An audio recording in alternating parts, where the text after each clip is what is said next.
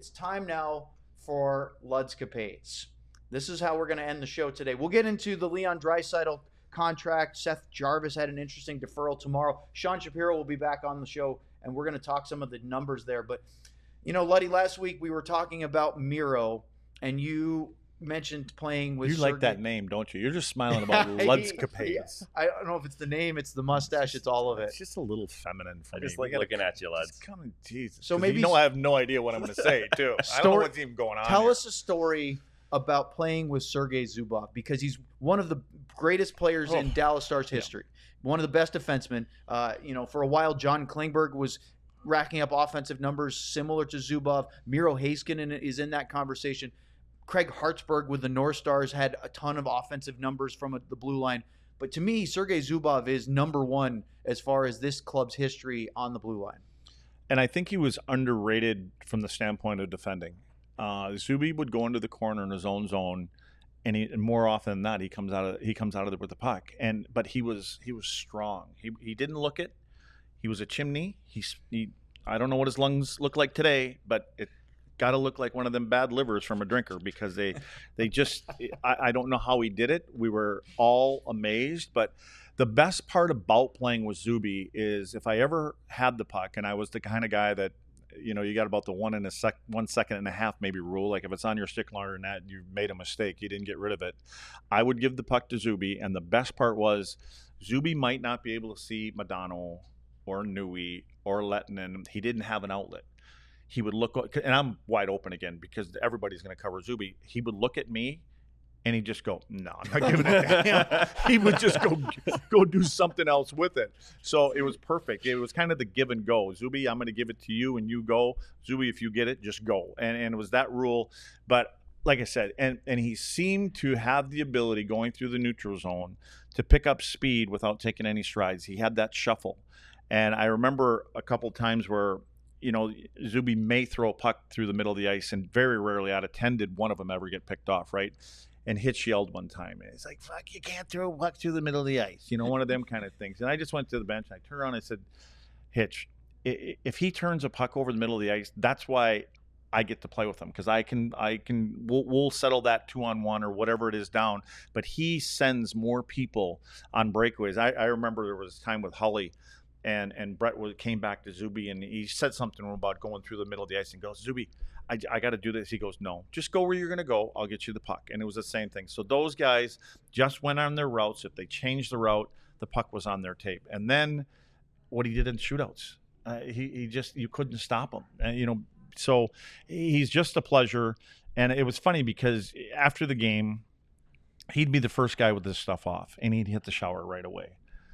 And I sit there and I watch him go into the not watch him. That's not what I meant. You see him go into the shower. Closely watch him. And within 30 seconds, you see the smoke rolling out of the shower. And I'd yell in there. I said, "Zuby, smoking in the shower." And he'd stick his head out. "I'm not smoking. I don't smoke. I don't smoke. No smoking." And we're like, "Zuby, it looks like there's a 3-alarm fire going on in there." And so you can see it rolling out. Didn't one of the trainers build basically an ash can that it could be like attached to the he had a wall? beer and a cigarette back there. This is totally throwback. My first year in Montreal, I walked in the room. I worked my ass off all summer long to get in shape and stuff like that. I walk in the room. There's Guy Lafleur sitting over there for the first game, sitting over there. I get there. I thought I'm usually early, around 5 o'clock or so, for 7:30. Flowers sitting over there. He's dressed from his pants down. Skates are tied. Pants, this pads is at on. 5 o'clock? 2 hours. 5 in the afternoon. 5 in the afternoon. Game's at 7:30. He's dressed from the waist down, sitting there having a dart, smoking a couple cigarettes over there. I look over to the right. There's Mario Tremblay, another wingnut, French guy. He's got a cigarette in it. And then there's Chris Nyland. He's sitting there. Nux was a head case, one of my best friends. He's smoking a cigarette. And at the time, I'm like, I worked my ass off all summer, and these guys are smoking before the game. Now, Zuby takes it to a different level. I mean, pack after pack. I was roommates with Zuby one trip for 2 hours. I got in a little late. Zuby was my roomie. He didn't go out. He was on his computer. He loved his computer, had the satellite phone or something like that. When I got back, his bags were all gone. I got up in the morning, going on the bus, and Zub, where'd you go? Normally it's me sneaking out. It's him. I said, "Where'd you go?"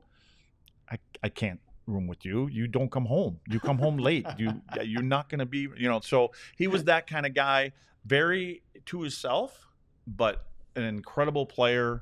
And he actually came back here for a little stint. They were going to have him do something. I don't know. And I think he's coaching over in. He was doing some advising for the front office, I think. Not very long advising. Yeah. They must not have liked what he said. The two things and you probably told me these stories years ago that I loved was the guy, and I don't know which player said this, but standing in front of the net, knew if the pass was to him or not. If it wasn't on his tape, he didn't touch it, because he knew Zuby was too good. Yeah. He said, it wasn't for me. Yeah. And then I'm telling you, he was a gifted player. And then the other one is his philosophy on 5-on-3s. If you have, I think he said 45 seconds or more of a 5-on-3, you should score. Yeah. Yeah. Well, and he usually, and if the team didn't score, if we didn't score, it was because they weren't putting the puck in the net, because he put it right where he wanted. I'm telling you, I've never played. Like I said, I started my first game in my career was with Larry Robinson. I played with Chris Chelios. I played with Hall of Famers. Zuby, nobody could do the things that he could with the puck. We're 152 goals, 619 assists, 771 points in 1,068 games. But we talked about Cale Makar's plus minus. Zuby was a plus 148 in his career. The fact that he could be that prolific of a smoker and then appear to not get tired. Yeah, it's like superhuman, isn't it? Yeah, 26, 27 minutes a night. I thought you were going to say cigarettes. Probably accurate. Maybe both. But towards the end of his career, we're talking about the last few years. Do you remember a particular time? I don't know one off the top of my head, but you played with him where that it seemed like even more than 27. Do you ever play like 30 or 40 or 50 minutes where it just seemed like he was never off the ice? All the time. And he always had the puck. And the thing was, he's very elusive as far as getting hit. Very rarely do you ever see him get hit. Guys couldn't hit him for whatever reason. It doesn't look like he's going that fast. He just kind of floats through the middle of the ice. So, there were so many special things that guy could do, and everybody wanted to play with him. And the best pairing for Zuby became Daryl Sador. They were just an unbelievable pair together. That's the reason we went on to win the Cup, is because the pairings that we had. Everybody was slotted in the right spots. And why was Sador so important for him? Well, of you. Well, because Zuby could give somebody else the puck. He could give it to four guys instead of three. Yeah, exactly. There wasn't an option missing. So, and Sid, Sid was hyper and a little off the wall every once in a while, but Sid just brought a lot of energy, and he was a physical guy when he had to. He could get the puck up the ice. So they were a really good pair. Another pair that I think we were all really good as far as being hard to defend against. And Sid brought some speed, to Zuby, where Zuby could give him the puck and know that Sid would make another good pass. Unlike me, it would go up off the glass. So he had another option that he felt. So it was, again, anybody that got – the odd thing is the reason that he wasn't in Pittsburgh and they moved Zuby, so I hear from the horse himself, is that he didn't give the puck to Mario enough. He had the puck. Mario wanted to start with the puck on the power play, and he didn't get it. Zuby kind of was setting everybody up, and so that's what happens. And so, which doesn't make sense, but Mario Lemieux's a pretty damn good player himself. He had a great career, didn't he? Yeah. So, yeah, it was just and like I said, off the ice, he was business when he got there every day, and you wouldn't know it though. Very calm, laid back, quiet, just went and did his thing. I'm going to just give you a boost here because you talk smack on yourself so much. Plus 84 career for Luds. Yeah, in 1,256 regular season games. Okay, do you remember the guys that I played with? Just Larry saying, Robinson was 110 one year or 120 one year, And so, and like I said, I played with Chelly, and Chelly, played, 25 years. And so I had the luxury. But again, for me, it was because I knew my game. I knew why I was playing with certain guys, so they could do the things that they did, and then we could defend it if they got caught up ice. And a lot of times they never did, but it's always nice being able to play with those kind of players, and that's part of the reason I played. I'm sure the coaches are going, well, he just seems like he's a good match for that guy, and now we got a pretty good pairing. We need to have another. We're going to talk a lot about defense because we have a former NHL defenseman and two-time Stanley Cup winning defenseman.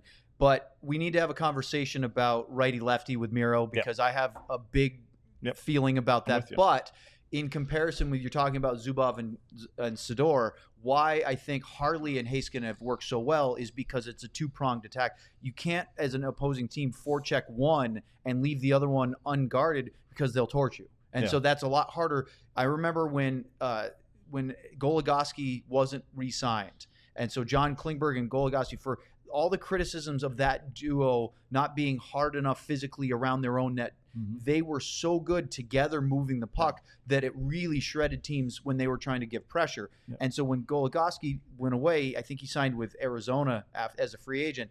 Klingberg had a lot of trouble because now he was the focal point. He didn't have that number 2 option, and Harley and Heiskanen together make it really, really challenging to pressure them.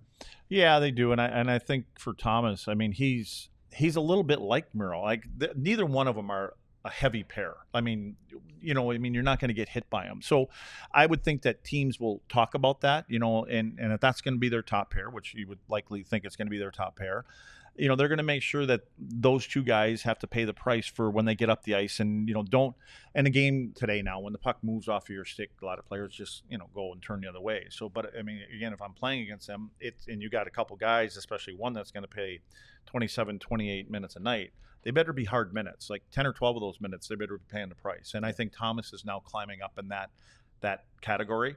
And we're seeing what he can do. And so you're going to make it hard on him. So it's only going to get harder for Thomas, but I think that the way that he plays and what we've seen from a young defenseman, you're going to see him get a good contract. And he's going to deserve whatever he's going to get, by the way. I don't know if there's any been talks. Sam? We're still waiting. I haven't heard anything. His agent has some more free time because Leon Draisaitl got his massive contract. Now Thomas is going, finally he'll call me back.